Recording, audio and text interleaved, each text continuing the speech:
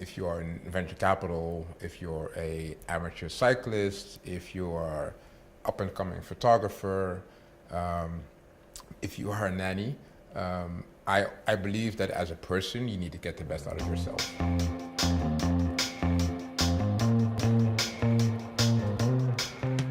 Today on Great Hours, I'm delighted to welcome Michael Lintz, a partner at Golden Gate Ventures.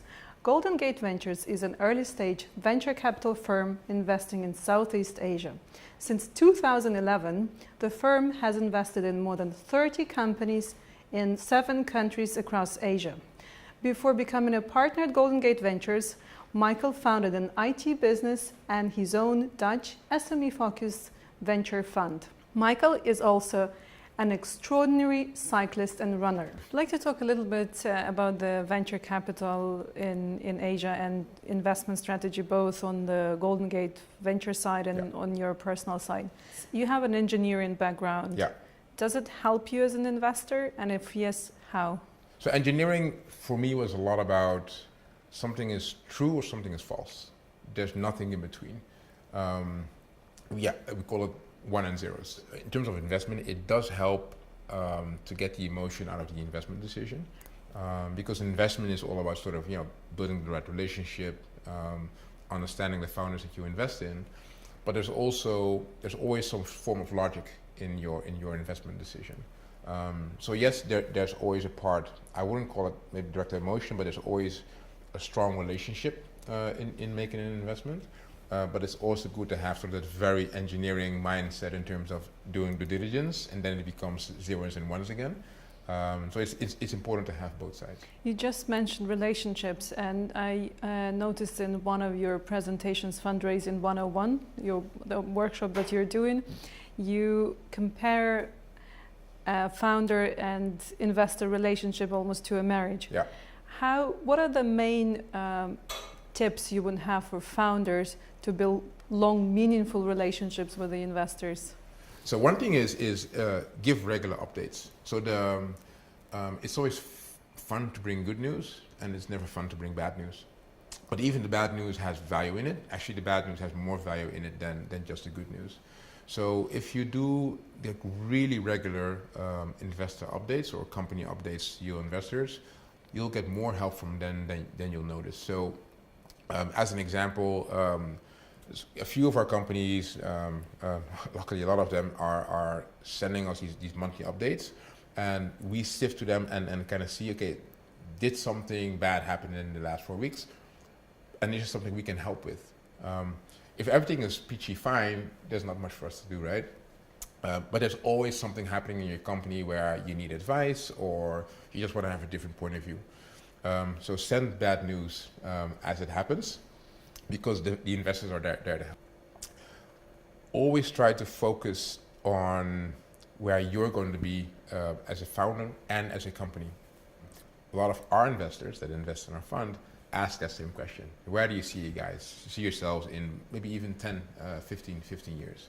Because they want to understand how that translates into the vision for our company, how we mature as people as well. So that's an important item to not only think about your business strategy, but also think about where am I as a person in the next 12 to 18 months. On your personal bio page, you refer to this article that good investors are guided by patterns and not trends. Yeah. So what are some of those patterns that you see?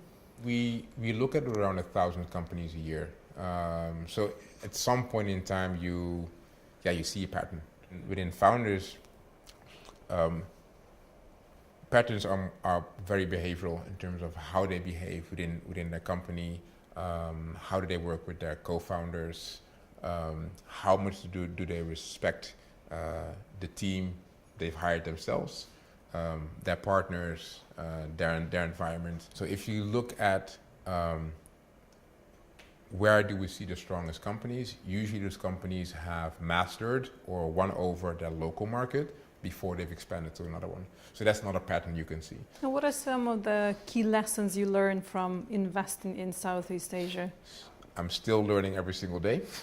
And that is because it becomes very local here. And that is different from other markets like China or the US or India, things on a country level are extremely local. And even within the country, in some cases, it gets local when you look at Indonesia or look at Vietnam. So if you are investing in a company, you have to make sure that those founders understand those local markets. In some cases, founders are from the country itself, so they kind of know that from history. But in some cases, these founders move to this country. And then you have to make sure that they understand the local nuances before you make an investment, because regulation could hurt you, local connections could hurt you, not understanding so who are the important players in that country is extremely important. So being extremely local is something I've learned. One of my biggest lessons coming here.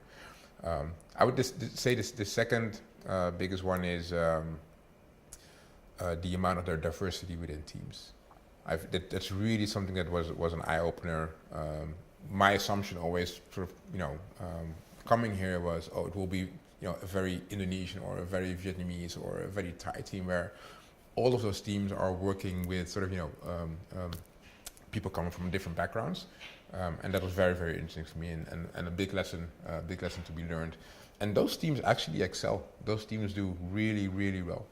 So you said that the companies are more local. Does that mean that the companies that are founded in Asia do not have the global outlook? Would companies from Singapore, from Southeast Asia be able to have a global presence? I have a strong opinion about it. It's always about, if you are not global, you are not worthy. That's almost kind of the rule that people have. And I would say, so what if you're able to build an amazing local company? And apart from building an amazing company, you're an influencer in your community, or you're an influencer in local government, or you are actually helping sort of the local ecosystem grow to the next level. There is nothing wrong with that. We have sort of programmed into our minds that for something to be of value, it has to be global. For me, something to be of value means that it adds value to your local ecosystem. And if a company becomes at some point in time, for some reason, a global player, that's amazing, but it's definitely not necessary. What is the one book that has impacted you the most, and why? I think it's so cliche. Art of War. And it really helped me understand strategy. So I never understood political strategies. I just didn't get, why would you say A while you meant B?